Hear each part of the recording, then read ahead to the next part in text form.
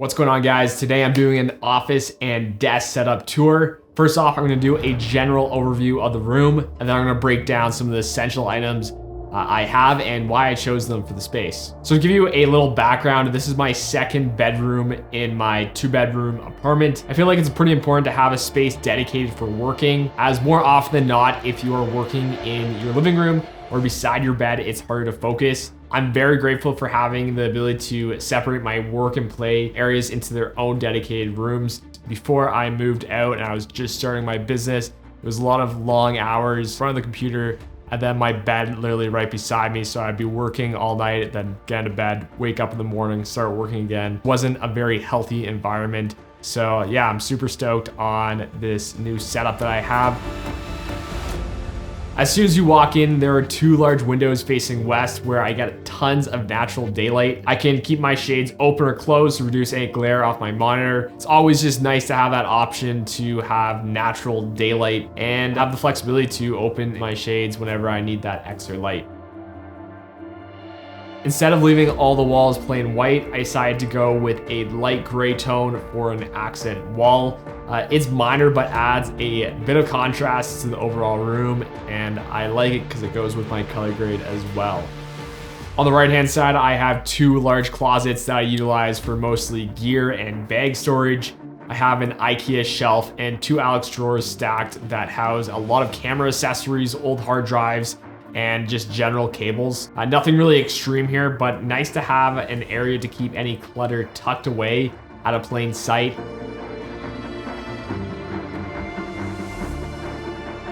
Moving on to the main event, and that would be the desk setup. The centerpiece that really just ties everything together is the Eve Spectrum monitor that offers that 4K 144 Hertz, 10-bit color, and HDR. It's a great alternative to the Apple Studio monitor and saves you a bit of cash as well. I find it to be the perfect one cable setup. Essentially, I just have one USB-C cable that runs into the back. Then all my accessories are plugged directly into the monitor itself. This makes things super clean and taking your laptop with you a very straightforward process, as you can literally just unplug the one USB-C cable and be on your way.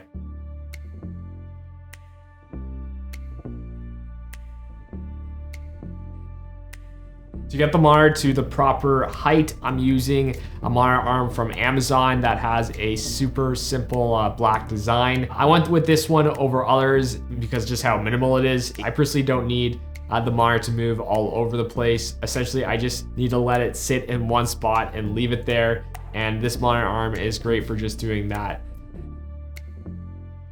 Since I don't have the largest room, I found having a white tabletop brightens up the space and makes it overall feel roomier. I've tried one in the past and I've always returned to just plain white. The tabletop is from IKEA and I've paired it with the fully Jarvis standing desk legs. I've had these for over 4 years now and they have saved my back during long work sessions. And it's always just great to have that flexibility to switch between sitting and standing throughout the day, which these desk legs offer. So to talk a little bit more about what's on my desk besides the monitor, to power this entire setup, I'm using an M1 14-inch MacBook with an M1 Max chip, 64 gigs of RAM, and a 2TB drive. I usually have it closed for a 1-monitor setup. However, if I ever need an additional display, I've been using my iPad Pro. On the latest versions of Mac OS, you can share your screen with nearby devices.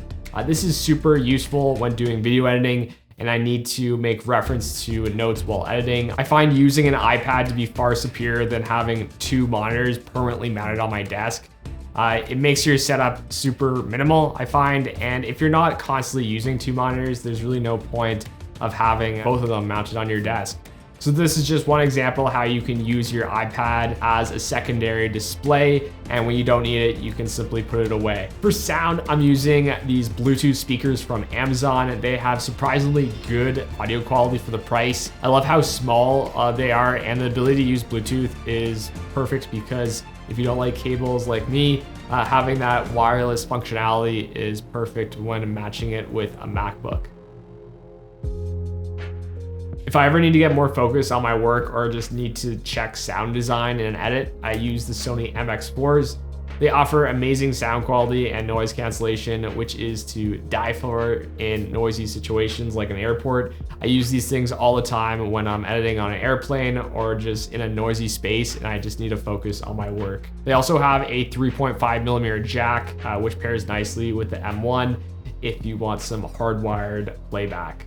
So when it comes to microphones, I'm using the Shure SM7B. I'm sure you guys are all familiar with this mic if you listen to any podcasts or watch any on YouTube. This is the go-to microphone, and to be honest, it is literally the best thing on the market for audio.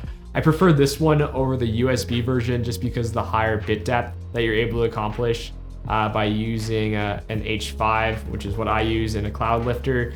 You're able to get a higher bit depth over using just plain old USB.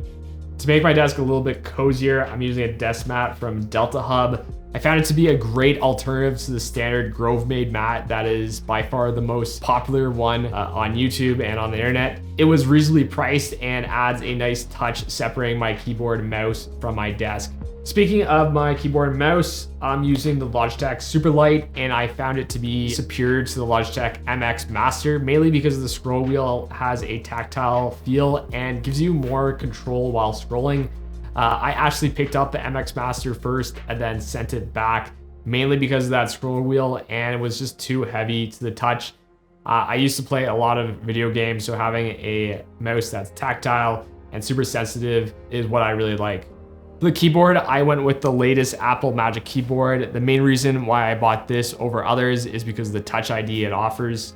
When it comes to work, I'm always looking for little ways to do things faster, and even if it just saves you an extra few seconds not typing in my password, it's a major plus in my books. Now moving off my desk to wrap things up here, I'm using a Grove Made light in the far right hand corner that works great as an accent light. It can be changed to any color you like via the app, or you can use the default colors included with the remote control.